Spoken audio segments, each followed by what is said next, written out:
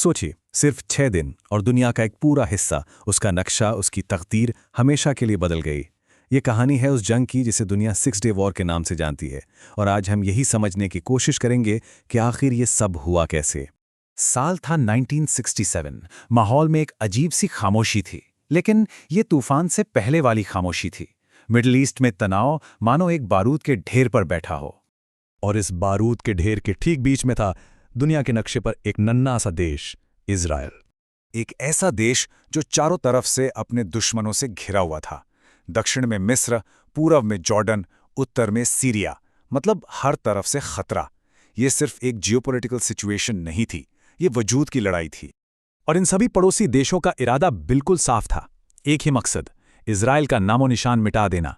लेकिन जो होने वाला था उसे इतिहास में एक मिलिट्री मिरेकल, एक सैन्य चमत्कार के तौर पर याद किया जाता है।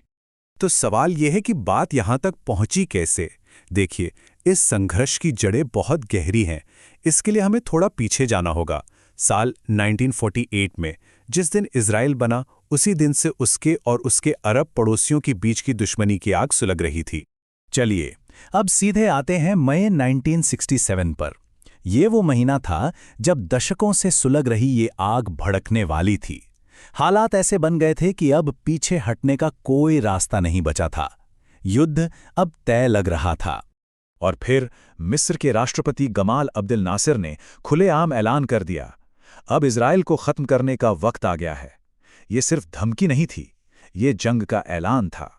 हर युद्ध का एक ट्रिगर पॉइंट होता है, जिसे कहते हैं कैसस बेली, यानी युद्ध का कारण। यहां वो वजह बनी तीरान जल डमरू मध्य की नाकाबंदी। सोचिए, मिस्र ने इजराइल के लिए एक बेहद जरूरी समुद्री रास्ता ही बंद कर दिया। इजराइल के लिए यह सीधी सीधी जंग की शुरुआत थी।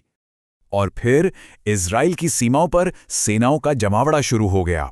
हजारों टैंक्स, लाखों सैनिक, एक विशाल सैन्य शक्ति।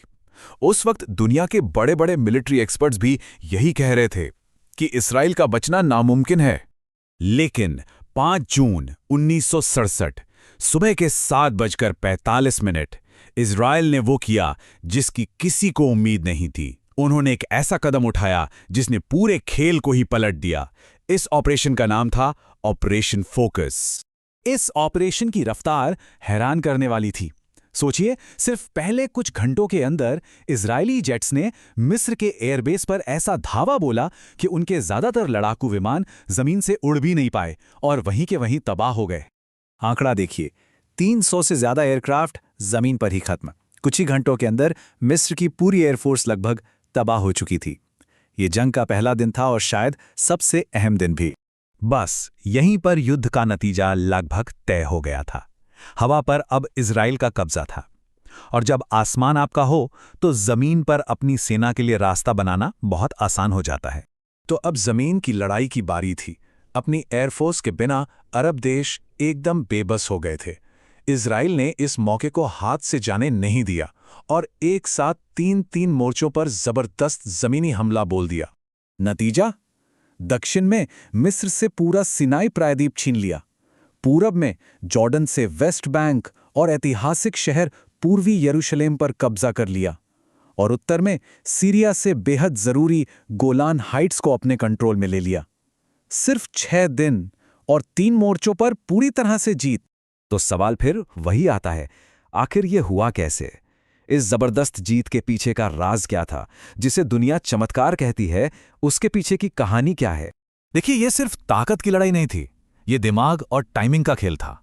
उनकी मिलिट्री स्ट्रैटेजी कहीं बेहतर थी, उनका इंटेलिजेंस नेटवर्क जबरदस्त था, उनके लीडर्स फटाफट फैसले ले रहे थे, और सबसे बड़ी बात, सरप्राइज, उन्होंने अपने दुश्मनों को संभलने का मौका तक नहीं दिया। लेकिन इस जीत की एक बहुत लंबी परछाई भी थी। इन 6 दिनों की लड़ाई ने मिडिल ईस्ट को दशकों के लिए बदल कर रख दिया। एक ऐसा संघर्ष शुरू हुआ जिसकी आंच आज तक महसूस होती है। इस युद्ध के बाद का नक्शा देखिए। इजराइल का साइज लगभग 3 गुना बड़ा हो गया। सिनाई, गाजा, वेस्ट बैंक, पूर्वी यरूशलेम और गोलान हाइट्स, ये सब अब उसके कंट्रोल में थे। मिडिल ईस्ट का नक्शा हमेशा के लिए बदल चुका था, और इस बदलाव का असर आज भी हम सब देख रहे हैं। इस युद्ध ने मिडिल ईस्ट के संघर्ष को और भी ज्यादा उलझा दिया। जो इलाके उस वक्त जीते गए थे, खासतौर पर गाजा पट्टी और वेस्ट बैंक, वो आज भी दुनिया के सबसे बड़े विवादों में से एक हैं। सिर्फ 6 दिन की लड़ाई, लेकिन असर दशकों का। ये कहानी हमें एक बड़ी बात सिखाती है कि जंग सिर्फ हथियारों और सेना की गिनती से नहीं जीती जाती। ये रणनीति, सही समय और हिम्मत का खेल है। और ये एक सवाल भी छोड़ जाती है कि युद्ध में असल हथियार क्या है, मारक क्षमता या फिर सही वक्त पर चला गया एक दांव।